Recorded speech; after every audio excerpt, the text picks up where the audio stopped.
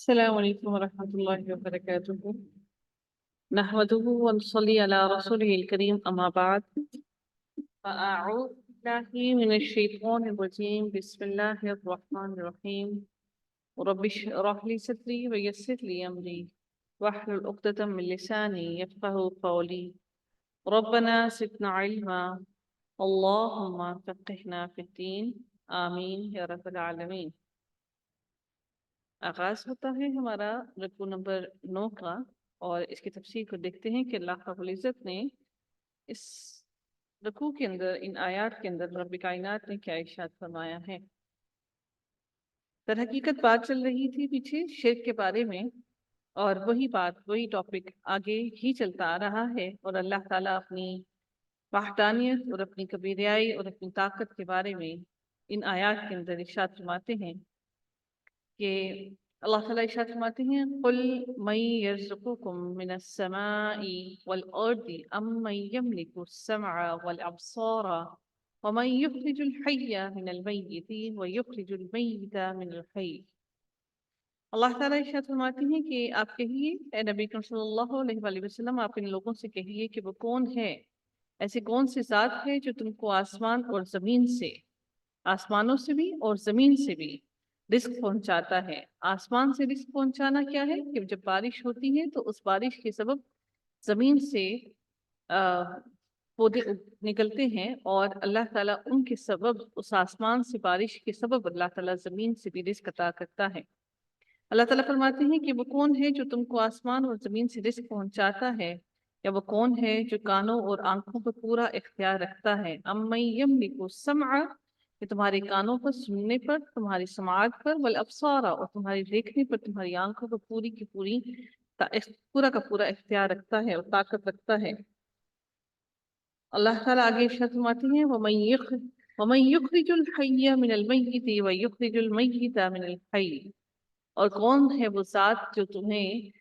تمہیں زندہ کو مردہ سے اور مردہ کو زندہ سے نکالتا ہے۔ زندہ کو مردہ سے نکالنے سے مراد کیا ہے کہ یعنی کہ انسان کے پیٹ کے اندر، انسان کی ماں کے رحم کے اندر اللہ تعالیٰ نے انسان کو ڈالا، تو ایک نطفے سے اللہ تعالیٰ نے اس کی پیدائش کی، اور پھر اللہ تعالیٰ اسی طرح فرماتے ہیں کہ وہ زندہ کو مردہ سے اور پھر مردہ کو زندہ سے نکالتا ہے۔ زندہ سے مردہ کو نکالنا مراد یہ ہے کہ ہم نے جس طرح سے بھی دیکھا کہ اللہ تعالیٰ کس طرح سے ایک نطفے کے اندر سے اللہ تعالیٰ جان نکالتا ہے، اور پھر اللہ تعالیٰ اسی طرح سے کس طرح سے مرنے کے بعد انسان کو دوبارہ سے مردہ انسان کو اللہ تعالیٰ دوبارہ سے زندگی عطا فرمائے گا۔ تو اللہ تعالیٰ فرماتے ہیں وہ کون ہے جس کے حکم سے یہ سارے کے سارے امور، سارے کے سارے کام ہو رہے ہیں، وہ کون ہے جو تمام کاموں کی تدبیر کرتا ہے۔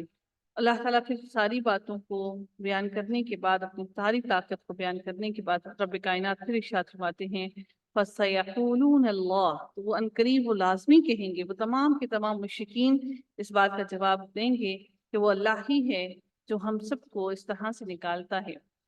چاہے وہ مسلمان تھے یا نہیں تھے، کافر تھے، جو بھی تھے، لیکن وہ اللہ تعالیٰ کی طاقت کو بخوبی جانتے تھے،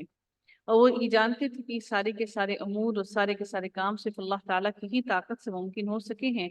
اور لیکن وہ اپنی انا کی بدولت، اور وہ یہ سمجھتے تھے کہ اللہ تعالیٰ کے ساتھ بہت سے لوگوں کو، بہت سی چیزوں کو، اپنے بتوں کو اور بہت سی چیزوں کو انہوں نے شریک ٹھہرا رکھا تھا۔ جب ان سے یہ سوال کیا جائے تو وہ ان ساری چیزوں کو ان ساری چیزوں سے بخوبی واقف بھی ہیں، اور وہ یہ جواب بھی دیں گے کہ وہ اللہ ہی ہے جو یہ ساری طاقت رکھتا ہے۔ اللہ تعالیٰ پھر فرماتے ہیں فَقُلْ أَفَلَا تَتَّقُونَ، تو پھر جب تمہارا حقیقی رب اللہ ہی ہے تو پھر حق کے بعد اور کیا رہ گیا ہے سوائے اس چیز کے کہ تم گمراہی کی طرف مبتلا ہو رہے ہو۔ اور پھر وہ ضرور یہ جب یہ کہہ دیں گے کہ اللہ ہی ہے وہ جو یہ سارے کام کرنے والا ہے، تو پھر اللہ تعالیٰ فرماتے ہیں کہ فَقُلْ أَفَلَا تَتَّقُونَ، تو ان سے کہیے نبی کریم صلی اللہ علیہ وآلہ وسلم، آپ ان سے کہہ دیجئے کہ پھر وہ کیوں نہیں ڈرتے، تقوی اختیار کیوں نہیں کرتے۔ فَذَلِكُمُ اللَّهُ رَبُّكُمُ الْحَقُّ، تو اللہ تعالیٰ ارشاد فرماتے ہیں کہ سو یہی ہے اللہ جو تمہارا حقیقی رب ہے، حق سچا حقیقی رب ہے۔ فَمَاذَا بَعْدَ الْحَقِّ إِلَّا الضَّلَالُ فَأَنَّىٰ تُصْرَفُونَ، پھر تم اس حق کے آ جانے کے بعد کون سی گمراہی کی طرف تم لوٹ کر جا رہے ہو، اور تم کہاں پھرے جا رہے ہو۔ جب ایک دفعہ حق آ گیا، یعنی رب اور الہ معبود تو یہی اللہ ہی ہے جس کا تم خود اپنی زبان سے اعتراف بھی کرتے ہو، اور ہر چیز کا خالق اور مالک صرف اللہ تعالیٰ ہی ہے، پھر اس معبود کو چھوڑ کر تم کس کی طرف جا رہے ہو اور کیوں تم اس طرح سے کر رہے ہو؟ پھر اللہ تعالیٰ ارشاد فرماتے ہیں کذالک حقت کلمت ربک علی الذین فسقوا انہم لا یؤمنون۔ اللہ تعالیٰ ارشاد فرماتے ہیں کہ اسی طرح آپ کے رب کی یہ بات کہ یہ ایمان نہ لائیں گے، کذالک حقت تمام فاسق لوگوں کے حق میں ثابت ہو چکی ہے، حقت ان کی بات، کذالک حقت کلمت ربک، آپ کے رب کی یہ بات حق اور سچ ثابت ہو چکی ہے ان تمام فاسقوں کے بارے میں کہ اللہ تعالیٰ نے پہلے ہی فرما دیا تھا کہ فاسق ایمان نہیں لائیں گے، تو یہ بات حق اور سچ ہو گئی ہے۔ اللہ تعالیٰ مزید ارشاد فرماتے ہیں اگلی آیت کے اندر کہ قل هل من شرکائکم من یبدأ الخلق ثم یعیدہ۔ اللہ تعالیٰ ارشاد فرماتے ہیں کہ آپ یوں کہیے کہ کیا تمہارے شرکا میں کوئی ایسا ہے جو پہلی بار بھی پیدا کرے، کہ میں یبدأ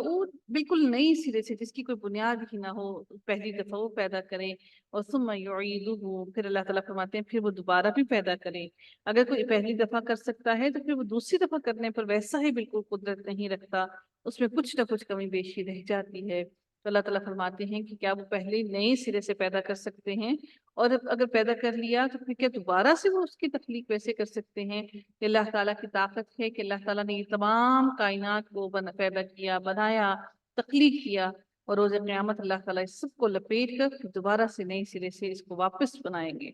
یہ اللہ تعالیٰ کی کبریائی، اللہ تعالیٰ کی طاقت کا ایک بہت بڑا ثبوت ہے کہ انسان جس طرح سے کوئی چیز بنا لیتا ہے تو اپنی سب سے بہترین تخلیق کو وہ بار بار ویسے نہیں بنانا چاہتا، اور اپنی طاقت، اور انسان کی پوری کوشش ہوتی ہے کہ اگر ایک دفعہ اس نے یہ کام کر لیا ہے تو اس کی محنت ضائع نہ ہو۔ تو اللہ تعالیٰ نے اس آیت میں یہی فرمایا کہ کیا کوئی ایسا ہے تمہاری شریکوں میں سے جو کسی چیز کو نئے سرے سے تخلیق کرے، نئے سرے سے بنائے، اور پھر اس کو وہ دوبارہ سے ملیا میٹ کر کے اس کو دوبارہ سے بنائے؟ تو اللہ تعالیٰ پھر اپنی اسی بات کا جواب خود دیتے ہوئے فرماتے ہیں، اور اللہ تعالیٰ نبی صلی اللہ علیہ وآلہ وسلم کو کہتے ہیں کہ آپ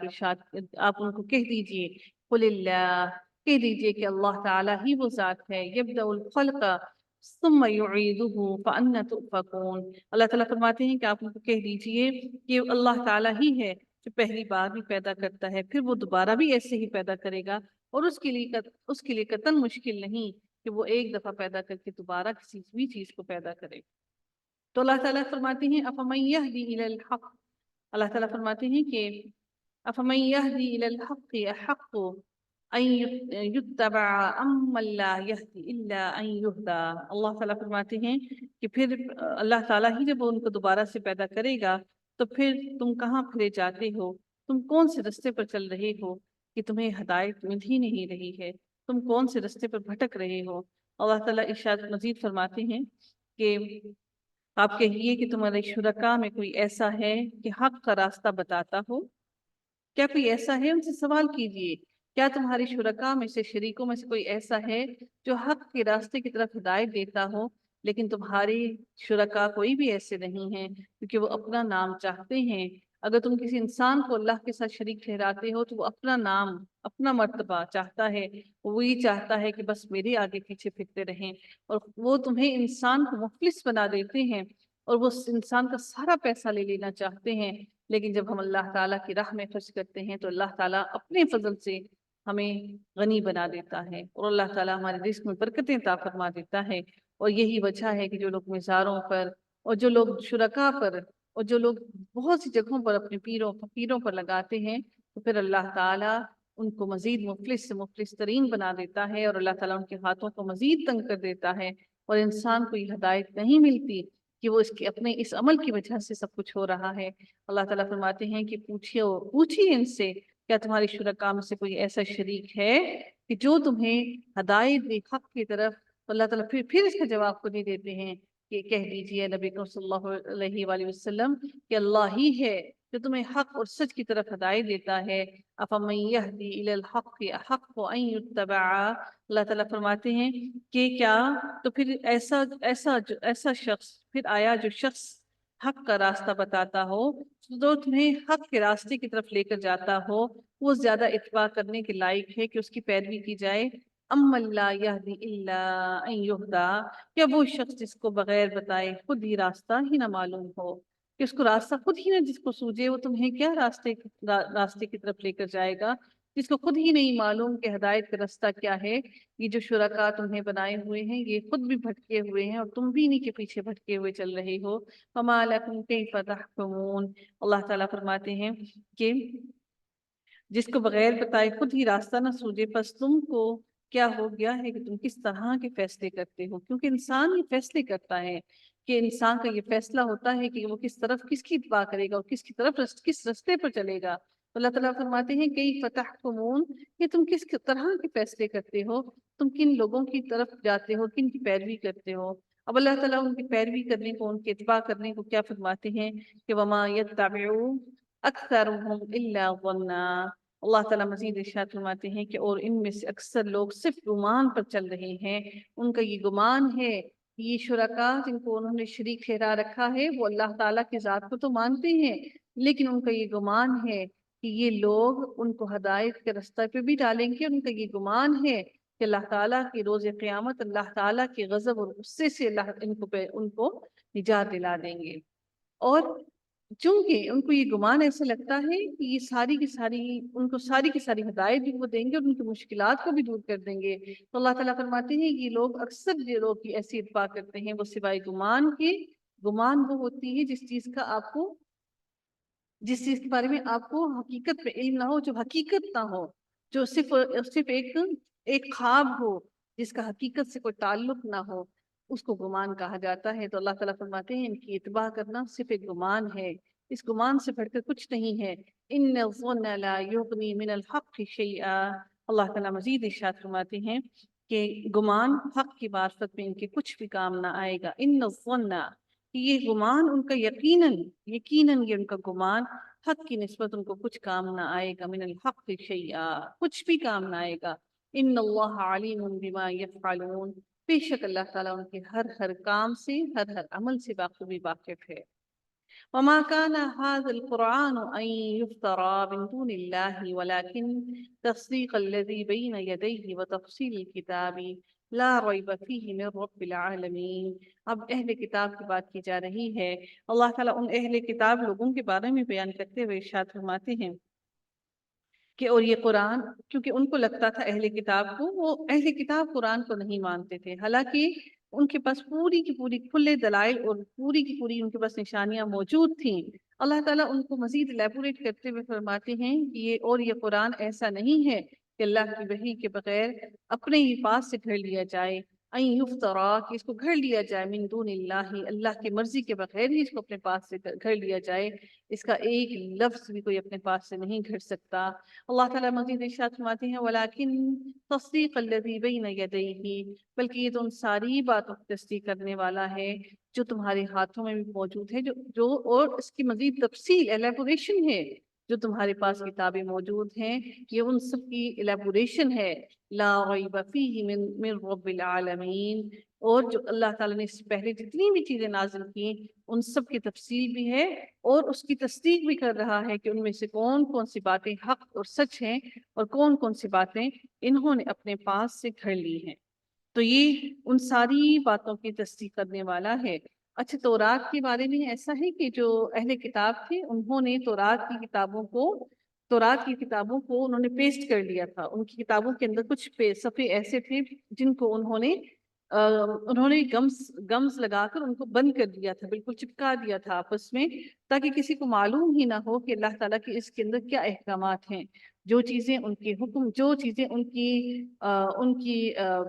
ان کے لیے زیادہ اہمیت رکھتی تھی اور جو چیزیں ان کی منشا کے مطابق، جو ان کی طبیعت کے مطابق تھی، ان کو وہ کھول کھول کر بیان کرتے تھے، اور باقی کتاب کی چیزوں کو وہ چھپا لیتے تھے۔ اس میں چھپا لینے کا مقصد یہ ہرگز نہیں ہے صرف اتنا کہ بس انہوں نے چھپا لیا اور انہوں نے صرف کسی کے سامنے نہیں پڑھا، بلکہ وہ جو طلباء جو تورات کا علم حاصل کر رہے تھے ان سے بھی ان چیزوں کو چھپا لیا کرتے تھے، ان کو پیسٹ کر دیتے تھے تاکہ کوئی ان کو پڑھ ہی نہ پائے۔ تو اللہ تعالیٰ فرماتے ہیں کہ یہ قرآن جو ہے یہ ان ساری باتوں کی تصدیق بھی کرتا ہے اور اس کی مزید ایلیبوریشن ہے اس کے اندر۔ تو اللہ تعالیٰ فرماتے ہیں اس میں کوئی شک نہیں ہے، یہ تمہارے رب کی طرف سے بھیجی ہوئی کتاب ہے، لا ریب فیہ من رب العالمین، کہ یہ تمہارے رب کی طرف سے آنے میں اس کے اندر کوئی شک و شبہ موجود نہیں ہے۔ ام یقولون افتراہ، اللہ تعالیٰ مزید ارشاد فرماتے ہیں کہ کیا یہ لوگ جو کہتے ہیں کہ اے نبی کریم صلی اللہ علیہ وآلہ وسلم آپ نے اس کو گھڑ لیا ہے، اللہ تعالیٰ پھر کہتے ہیں کہ اگر وہ یہ سمجھتے ہیں کہ اس کو کوئی گھڑ سکتا ہے تو ان کو یہ چیلنج دیتے ہوئے کہتے ہیں کہ ان سے کہو کہ قل فأتوا بسورۃ مثلہ، کہ اس جیسی کوئی ایک صورت تو لے آؤ، وادعوا من استطعتم من دون اللہ، اگر تم اس چیز کی استطاعت رکھتے ہو تو پکارو وادعوا من استطعتم من دون اللہ، اگر تو تم اس چیز کی استطاعت رکھتے ہو تو تم اس جیسی ایک صورت لے آؤ، اور پھر تم اپنے سارے کے سارے شریکوں کو بھی بلا لے آؤ جو تمہاری مدد کریں ایسی ایک آیت بنانے میں، جن کو بلانے کی تم استطاعت اور طاقت رکھتے ہو، اگر تو تم سچے ہو تو یقیناً وہ تمہاری مدد کے لیے ضرور آئیں گے۔ اللہ تعالیٰ مزید ارشاد فرماتے ہیں بل کذبوا بما لم يحيطوا بعلمه ولما يأتهم تأويله، بلکہ اللہ تعالیٰ مزید ارشاد فرماتے ہیں کہ بلکہ ایسی چیز کی تکذیب کرنے لگے ہیں، ایسی چیز کو جھٹلانے لگے ہیں جس کو اپنے احاطہ علم میں نہیں لائے، کہ ان کو علم ہی نہیں ہے، کہ ان کو معلوم ہی نہیں ہے، جس کی تعویلات ان کے پاس موجود ہی نہیں ہے، جن کی ایلیبوریشن ان کے پاس موجود نہیں ہے، یہ اس چیز کو جھٹلا رہے ہیں۔ اللہ تعالیٰ نے جس کا علم ابھی ان کو دیا ہی نہیں ہے، سننے سے پہلے ہی اس چیز کو جھٹلانا شروع کر دیتے ہیں۔ كذلك كذب الذين من قبلهم، اللہ تعالیٰ مزید ارشاد فرماتے ہیں کہ ان سے پہلے بھی جو قومیں آئی تھیں ان لوگوں نے بھی ایسا ہی کیا، کہ ان لوگوں نے بھی اللہ تعالیٰ کے کلام کو، اللہ تعالیٰ کی باتوں کو جھٹلایا، اور انہوں نے یہی کہا کہ یہ تعویلیں ہیں اور یہ باتیں ہیں اپنے پاس سے کھڑی ہوئی، کہ یہ اللہ تعالیٰ کی طرف سے بھیجی ہوئی باتیں نہیں ہیں۔ اہل کتاب میں سے عیسائیوں نے اللہ تعالیٰ کی کتاب، اللہ تعالیٰ کی باتوں کو جھٹلایا، اور انہوں نے نہیں مانا کہ اللہ تعالیٰ کی باتیں حق اور سچ ہیں۔ بالکل ایسا ہی کفار مکہ نے بھی کیا، کہ وہ بار بار نبی کریم صلی اللہ علیہ وآلہ وسلم کو تنگ کرتے رہے اور ان کو جھٹلاتے رہے۔ اللہ تعالیٰ فرماتے ہیں من قبلہم فانظر کیف کان عاقبۃ الظالمین، تو اللہ تعالیٰ پھر مزید ارشاد فرماتے ہیں کہ ان کا انجام بالکل ایسا ہی ہوگا، پس دیکھیے کہ فکان عاقبۃ الظالمین، کہ کیسا انجام ہوا ان ظالموں کا جو لوگ ان سے پہلے ہوئے ہیں۔ اسی طرح انہوں نے بھی جب جھٹلایا تو دیکھ لیجیے کہ اللہ تعالیٰ نے ان ظالموں کا کیا انجام کیا۔ تو اللہ تعالیٰ پھر ان کفار اور مشرکین مکہ کا بھی یہی انجام کرے گا جو اللہ تعالیٰ نے ان ظالموں کے ساتھ کیا۔ وَمِنْهُمْ مَن يُؤْمِنُ بِهِ وَمِنْهُمْ مَن لَا يُؤْمِنُ بِهِ، اللہ تعالیٰ فرماتے ہیں اور ان میں سے بعض ایسے ہیں تو اس پر ایمان لے آئیں گے، یعنی وہ اللہ تعالیٰ خوب جانتا ہے کہ ہدایت کا مستحق کون ہے، اسے ہدایت سے نواز دیتا ہے، اور جو گمراہی کا مستحق ہے اس کے لیے اللہ تعالیٰ گمراہی کا راستہ آسان کر دیتا ہے۔ اور اللہ تعالیٰ عادل ہے، وہ کسی کے ساتھ ظلم نہیں کرتا، اللہ بہتر جانتا ہے کہ کون ہدایت کے راستے پر آئے گا، اور بعض ایسے ہیں کہ اس پر ایمان نہ لائیں گے، اور آپ کا رب مفسدین کو خوب جانتا ہے۔ وَرَبُّكَ أَعْلَمُ بِالْمُفْسِدِينَ، عالم اس میں تفضیل ہے، اس میں تفضیل ہونے کا اس کے ساتھ اس کی علامت کیا ہے کہ اس کے پیچھے رب کا آیا، اور اس کے اندر پیچھے رب کا جو آیا ہے وہ اسم ہے، اور اس کے ساتھ یہ پورا مرکب اضافی ہمارے پاس آیا رب کا، اور اعلم اس میں تفصیل آیا کہ یہ رب کائنات کو مزید الیبوریٹ کر رہا ہے، تو اس کی نشانی ہمارے پاس پیچھے موجود ہے جب ہمیں بتا رہا ہے کہ یہ اس میں تفصیل ہے۔ اعلم افعلو کے وزن پر ہے۔ وآخر دعوانا ان الحمد لله رب العالمين، صلی اللہ تعالی علی خیر خلقه اجمعین برحمتک یا ارحم الراحمین۔